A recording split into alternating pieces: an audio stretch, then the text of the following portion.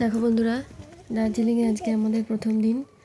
তো প্রথম দিনে আমাদের গাড়ি সবার প্রথমে যে স্পটে নিয়ে গেল সেটা বুদ্ধ মন্দির। তো বুদ্ধ মন্দিরে আমরা চলে এসেছি। চলো উপরে। তো এখন আমরা উপরে উঠে যাব। উপরে উঠে উপর থেকে খুব ভালোভাবে দেখা যায় পাহাড়গুলো। এই যে দেখো, এদিকেও দেখা যাচ্ছে পাহাড়গুলো। জায়গাটা বেশ ভালো, সুন্দর।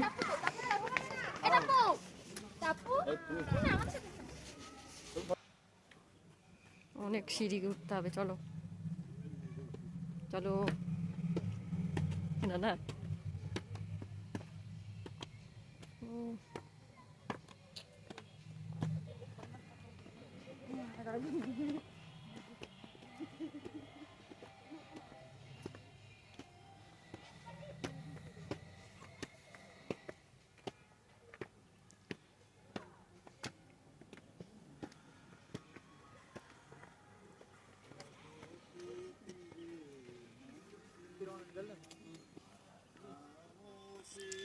তো আমরা আস্তে আস্তে উপরে উঠে গেলাম।